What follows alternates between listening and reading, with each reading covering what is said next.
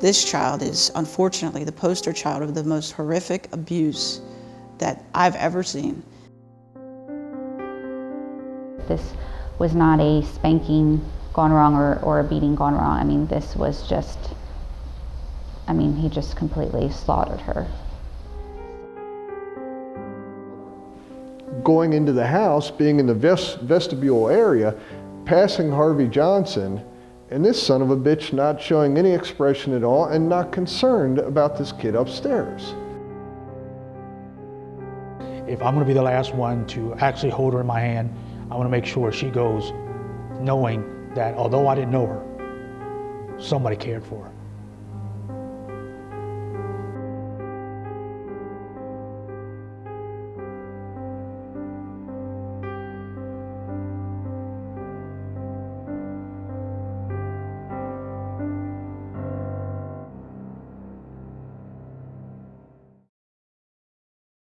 Darisabel came over to the room, and she either had a nightmare or just was afraid, came into their room and wanted to sleep with them, and he forbid it, and he swatted her and sent her back to the room crying.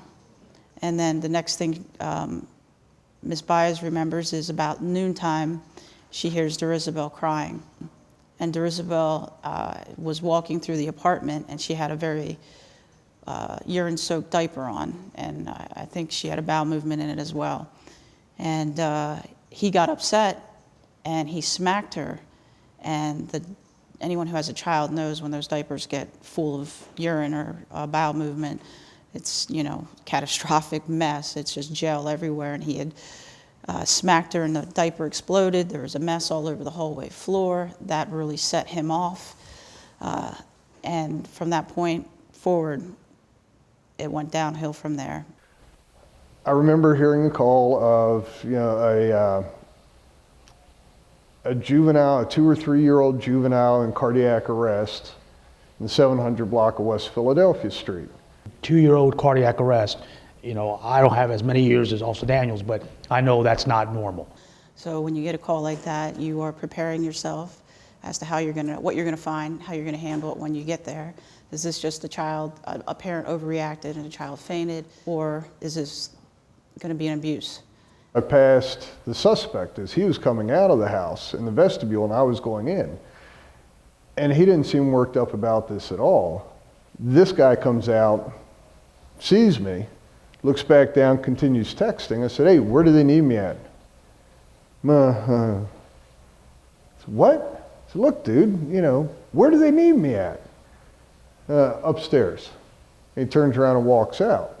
And then when I got to the top of the stairs, I saw Darisabel and her mother in the kitchen, and her mother performing CPR on her. And when she lifted, got her upper torso from over the body so I could clearly see the child's body, I was in shock. It was literally like someone just hit me with a sledgehammer in the stomach. All bets are off. I need to find out what happened here. Because the mother made a statement to me about, well, she fell, or this happened, or that happened. And I remember the first words out of my mouth were, "Bullshit. You better tell me what happened." When we got to the top of the steps, there was no preparing for what we saw. Because I think it was like a mutual feeling that we both want to say at the same time, what the happened here? Even under the dim light that there was in there, you couldn't believe the amount of injury this child had. The best way I could describe it is almost like camouflage. There were bruises on her body that were in different states of healing. If not, some were fresh, some were old, some were blue, some were black, some were yellow, some were green, some were red because they were bleeding. It was like signs of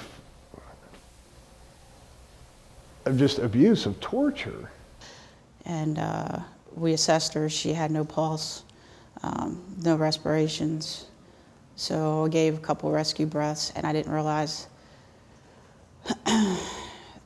that she had been battered inside her mouth until I gave her the rescue breaths, and that's when I could taste her blood, and that sort of got to me. The overriding thought process I had at the time was, this kid's got to live. Job, family, friends, Didn't matter at that moment. Just wanted her to live. I had gotten there, of course I followed through, went in the house, went up steps, and I stood there for like 5 seconds. He had the same reaction. Yes. What the hell happened here? I was just shocked and stunned, and I said to the fire department, let's grab the child, let's go down to the ambulance now. We've been through other incidents over the years together, and this is the first time I saw Donnie that serious, saying, hey, we're going now. I just took her. And like I said, she was very limp. I mean, her arms, it was obvious to me, but without being verbal about it, it was very obvious. She was gone. And I held her, that I ran down those steps, that I hit the daylight.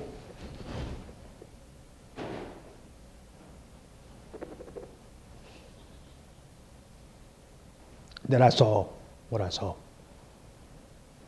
And there was just so many people. And I say so many, it could have been 10 or 50. It just seemed like a lot of people outside. And they were all just staring. And it just didn't make sense to me. So I grabbed her and I covered her. Because again, she's still naked. And I covered her, and I covered her face with my chest. And I held her up here, because I don't want anyone to see her. Not like this. So I laid her on the gurney, and the medical people started, but there was no way I was leaving this child. There was no way at all.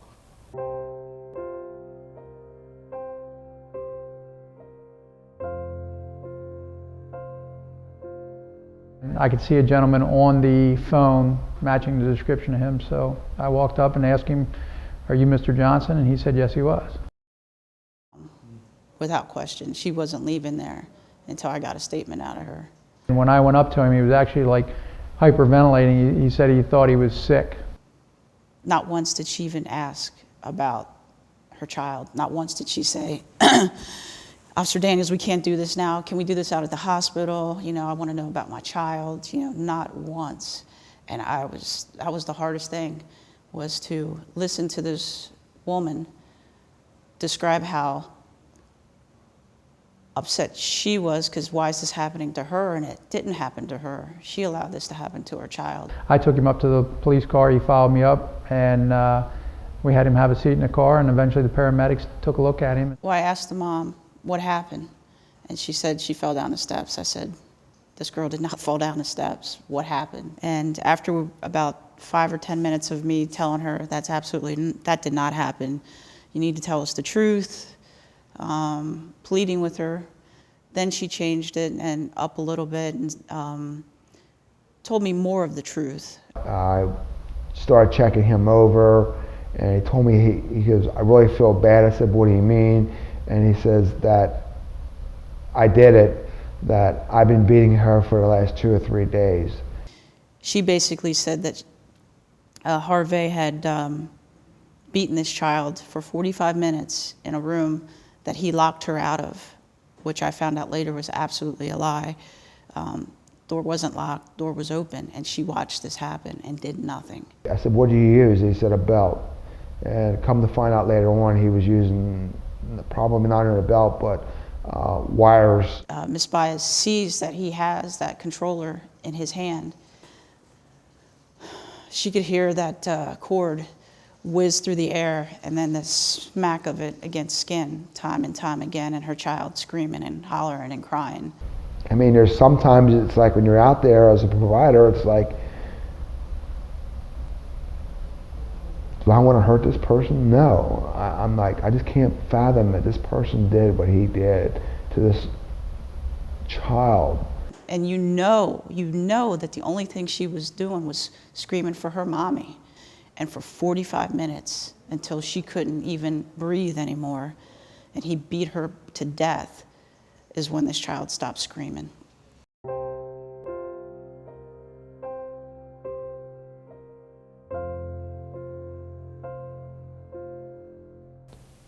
I took her little hand, and I'm just rubbing her hand and you could see her nails are black and missing from her fingers. And I wanted everything. Any bit of life I had in me, I would have given this child. Any bit of it. And I'm rubbing her hand and rubbing her hand. Just trying to see if she'd move, if she'd wink, if she'd just take a breath in, just whatever. And we get out to the hospital, and we're met by another officer there, and we run into the trauma bay, and as we're here, she's brain dead. So I had said to the nurse, I said, you know, what's going on? And she looked at me and she said, I've never seen anything like this before. I sort of started to mentally prepare myself before I even got into the department. But when I walked into the ICU, that's when I actually saw her for the first time, head to toe. And I didn't realize this until later, until I saw a healthy picture of her and realized that she had a nice, healthy head of hair. What I was looking at was hair that was very thin, and then there was an area where she looked to be a little bit bald, like hair was missing. Bruises across her forehead. She had one significant bruise that stood out because there was swelling with a laceration through there. Both of our eyes had bruising around the eyes. The left one had a pretty significant cut. Her lips were swollen and there was dried blood in her mouth. She had some more injury underneath her lower lip. Her right shoulder, she had a very large bruise, and she had several like cuts on her arm, and her arms were covered with bruises. They were swollen. Her fingers were swollen. Her other arm had bruises and swelling. Her chest had different areas of bruising on it. On her one finger, her fingertips were blackened. She had injury that covered the entire back, the side of her body, on her legs, even down to her toes. I couldn't fathom that you could put that much injury on such a tiny little body. It was the worst I had ever seen. And when you work child abuse, when you work sex crimes, you always, not always, but you often hear, oh, this is the worst I ever seen. This is the worst I ever seen. And after a while, those words kind of don't mean as much because you see so much. And Patty O'Brien said, hey, Dana, this is the worst I've ever seen. Now, when she said that, that makes me like, ooh, you know, this is bad.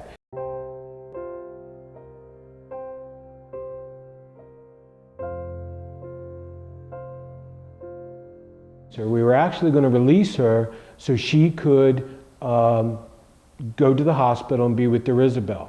So she's at the front desk waiting for a ride, and I received information from the crime scene technicians that were at the scene that she might be a little bit more involved than we originally thought. Where they had found, I guess, a diary of some sort, and there were some things written in there. There were entries in the journal that made me want to ask her if she had been involved in hurting Darisabel. She admitted that she had hurt Darisabel in the past, and that made us want to keep her there and hang on to her. And it was just me and him in the room. He's sitting across the table from me, and he wanted to talk, so we let him talk. Now, when you said you spanked her, what did you use to spank her? I used my cord from my Nintendo. Your cord? Xbox. So you used a cord from the controller of your Xbox, okay. And where did you hit Darisabel at? In her arm, and when I hit her arm, it was hitting her chest and her back at the same time, but I was really aiming for her arm. How many times do you think you hit her? Like 7, 8 times. He had to know deep down inside that he was gonna be in trouble. But there was no times that you never really saw that there was any remorse there, though, either. You know, as much as you would like to go across the table and maybe grab him, you can't do that because you get upset with that person and then he shuts down and doesn't tell you what you need to hear, your case is finished. Did Elizabeth say anything to you earlier when this beating was happening? She told me before that anyway, stop paying her, because like it's discipline. We did it like she get disciplined, she get beat sometimes for not listening. She also had to walk spaces. Mm-hmm. But Elizabeth's praying right now, so she's more emotional anyway. So Andy, she said, just stop, please. That's how she was. Just stop, leave her alone.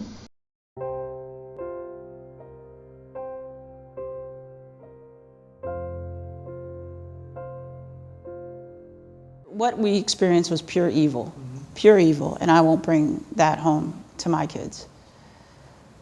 Not raw evil like that.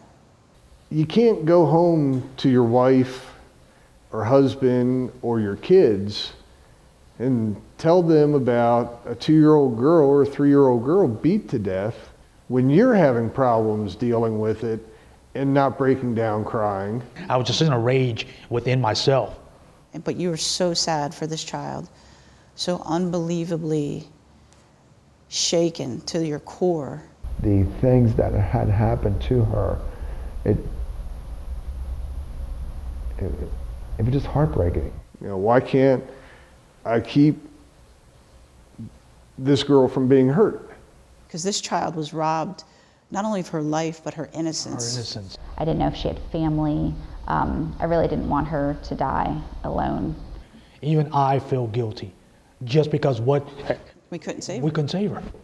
My daughter probably got a few extra hugs that day. You just thank your lucky stars and you get on your knees and you thank God that your children aren't exposed to this. And that's when I came to the conclusion of, we're going to adopt this child if she lives. I needed more information. I needed to know more about her. Watching every, news thing that there is about her, I'm reading every newspaper article. Hence why we went to her funeral. Do we normally go to funerals? No. I hate funerals, but I had to go to hers.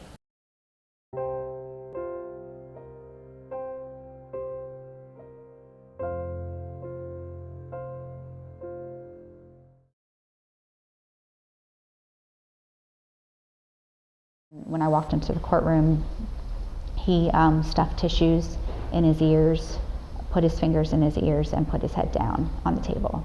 It told me he was a coward. He was a coward what he did to that little girl, and he was a coward because he couldn't look at the police officers or the judge or the jury and look them in the eye. When you're on the court stand, everyone sees, CSI and Law and Order, and you can get emotional, but as a cop or as a police officer, when you get emotional, you're supposed to be forceful and slamming your fist on the desk or on the railing to emphasize your point. Where in reality, I'm testifying to this and I'm trying not to cry and I can't help it. I think true justice was sitting in that courtroom and hearing that jury find him guilty beyond guilty. I went after the judgment was made on him and just kind of sat there quietly and just kind of reflected on everything that had happened, and just basically told her she could rest in peace at this point, that justice was done. There should be a Darisabel Baez annual something to memorialize this child. There's still part of me that says you should have been there. Everybody should know Darisabel Baez's name. Everybody. To the end of my career as a law enforcement officer. You'll live with it. I'll live for it forever. And everybody should know that if you see a child who you suspect has been neglected or abused, that is the name that should just enter into your mind. Sometimes there's just that look saying, yeah, we haven't forgotten. You should think about her story, think about what she went through, and so that people know that this child's life didn't just go and it's gone, and that it meant something.